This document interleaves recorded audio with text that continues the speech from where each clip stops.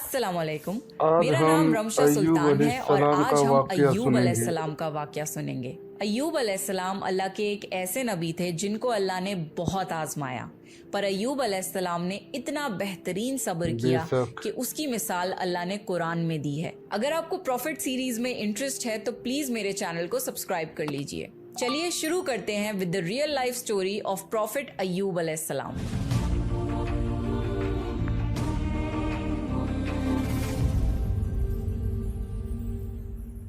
अल्लाह ने अय्यूब अलैहिस्सलाम को सीरिया में कौम सूरान की तरफ भेजा। अय्यूब अलैहिस्सलाम बहुत ज्यादा मालदार थे। अल्लाह ताला ने उन्हें बहुत ज्यादा नेमतों से नवाजा था। उनके पास लातादाद नौकर चाकर थे और बेशुमार भेड़ बकरियां थी। अल्लाह ने अय्यूब अलैहिस्सलाम को बहुत सारी जमीन और जायदाद भी अता की थी। अय्यूब अलैहिस्सलाम कारोबार करते थे। उनका बिजनेस दूर दूर तक फैला हुआ था। अल्लाह ने अय्यूब अलैहिस्सलाम को बहुत सारी औलाद भी अता फरमाई थी। उनके 7 बेटे और 7 बेटियां थीं। अय्यूब अलैहिस्सलाम खुद भी सेहतमंद और बेहद ताकतवर थे। जाहिर है इतने अमीर और जमील इंसान के दोस्त भी बहुत होते हैं। हर कोई अय्यूब अलैहिस्सलाम से दोस्ती रखना चाहता था।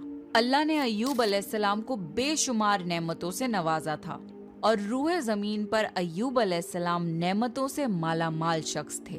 फिर अल्लाह ने अय्यूब अलैहिस्सलाम को आजमाना चाहा ताकि बाद में आने वाले लोगों के लिए अय्यूब अलैहिस्सलाम सब्र की मिसाल बन जाएं। फिर अय्यूब अलैहिस्सलाम पर आजमाइश का वक्त शुरू हो गया। उनका सारा कारोबार बंद हो गया और सब माल खत्म हो गया। यहाँ तक कि अय्यूब अलैहिस्सलाम फकीर हो गए।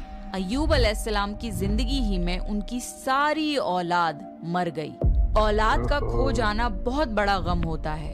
अय्यूब अलैहिस्सलाम के 7 बेटे और 7 बेटियां उनके सामने फौत हो गए। यही नहीं, उनके सारे जानवर और मवेशी भी हलाक हो गए। इसके साथ साथ अय्यूब अलैहिस्सलाम से उनकी सेहत भी छीन ली गई और वो शदीद मर्ज में बीमार रहने लगे। बीमारी इस कदर शदीद थी कि अय्यूब अलैहिस्सलाम चलने फिरने से भी माजूर हो गए, यानी पैरालाइज हो गए। उनमें उठने तक की सलाहियत नहीं बची, यहाँ तक कि उनकी बॉडी के मसल्स घुलने लगे। अय्यूब अलैहिस्सलाम की आजमाइश इंतहा को पहुँच गई। अब उनके सारे दोस्त उनका साथ छोड़ने लगे। उन्हें ये खौफ था कि ये कहीं फैलने वाली बीमारी ना हो और अय्यूब अलैहिस्सलाम की बीमारी उन्हें भी न लग जाए। इस तरह सब दोस्त और रिश्तेदार अय्यूब अलैहिस्सलाम का साथ छोड़ गए।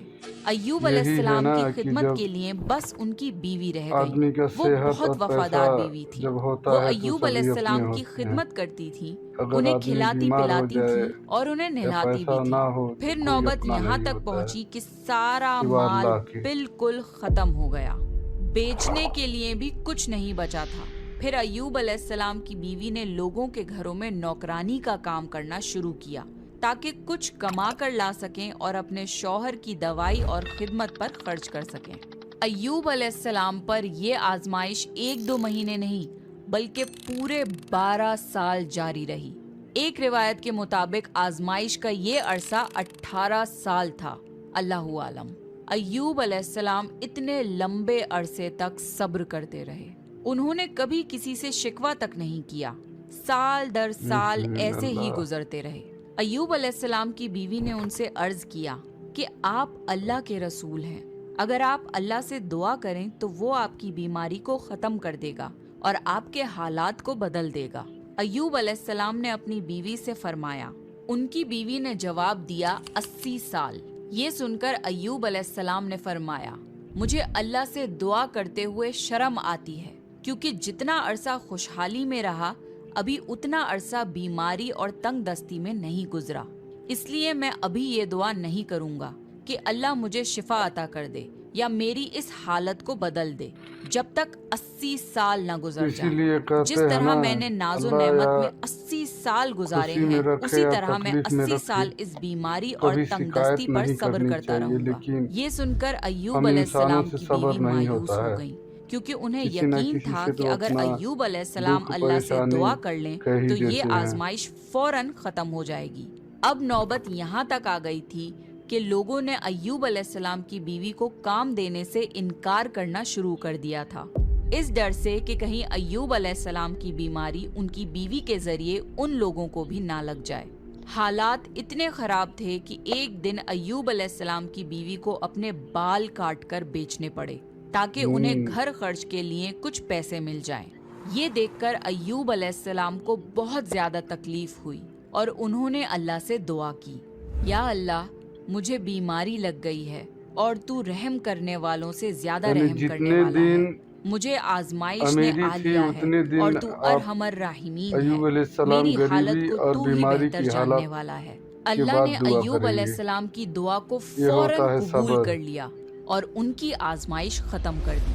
پہلے بھی ایسے کتنے موقع آئے تھے کہ آپ دعا کرتے تو فوراً قبول ہو جاتی، مگر ایوب علیہ السلام نے اپنی آزمائش پر صبر کیا۔ اس لیے صبر کی مثال جب بھی دی جاتی ہے تو صبر ایوب کا ذکر ہوتا ہے۔ اللہ نے ایوب علیہ السلام سے فرمایا، اپنا پیر زمین پر مارو، یہ نہانے اور پینے کے لیے ٹھنڈا پانی ہے۔ جب ایوب علیہ السلام نے اپنا پاؤں زمین پر مارا تو پانی کا ایک چشمہ جاری ہو گیا۔ جب انہوں نے اس پانی سے غسل کیا تو ان کے جسم کے باہر کی بیماری ختم ہو گئی، اور جب وہ پانی پی لیا تو جسم کے اندر سے بیماری ختم ہو گئی۔ ایوب علیہ السلام پھر سے صحت مند ہو گئے جیسے پہلے ہوا کرتے تھے۔ جب ان کی بیوی واپس گھر آئیں تو وہ انہیں بالکل پہچان نہیں پائیں۔ ان سے پوچھنے لگی، کیا آپ نے اللہ کے نبی اور میرے خاوند یعنی مرض میں مبتلا شخص کو دیکھا ہے؟ اللہ کی قسم جب میرے خاوند صحت مند تھے تو بالکل آپ جیسے تھے، میں نے آپ سے بڑھ کر ان سے ملتا جلتا آدمی آج تک نہیں دیکھا۔ اس پر ایوب علیہ السلام بولے، کیا تم نے مجھے پہچانا نہیں؟ انہوں نے حیران ہو کر پوچھا، آپ کون ہیں؟ تب وہ بولے، میں ایوب ہوں۔ تب وہ بولی، سبحان اللہ، اس کا مطلب ہے بیماری ختم ہو گئی، اللہ تعالیٰ کا احسان ہو گیا۔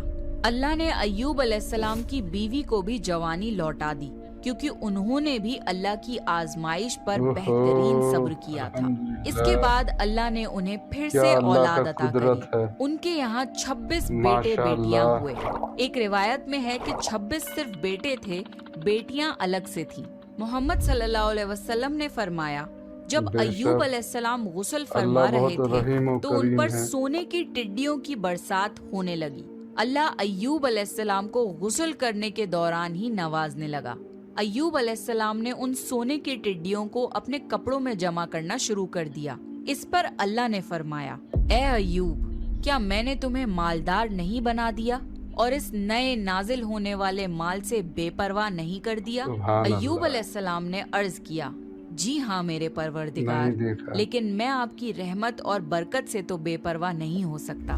اللہ نے ایوب علیہ السلام کی جوانی اور صحت واپس کر دی، مال اور دولت واپس کر دیا، خاندان اور اولاد پھر سے عطا کر دیے۔ اللہ جسے چاہے اسے آزماتا ہے اور جسے چاہے اسے نوازتا ہے، اور اگر اللہ ہم سے کچھ لے لے تو اس سے بہتر عطا کرتا ہے۔ اللہ نے قرآن میں ایوب علیہ السلام کے صبر کی تعریف کی ہے اور ان کی زندگی کو صبر کرنے والوں کے لیے مثال بنایا ہے۔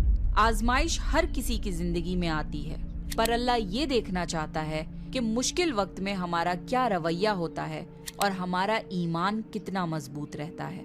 اس لیے ہماری زندگی میں جب بھی مشکلیں آئیں تو ہمیں صبر کرنا چاہیے اور ہر حال میں اللہ کا شکر ادا کرنا چاہیے۔ تو یہ تھا ایوب علیہ السلام کا واقعہ۔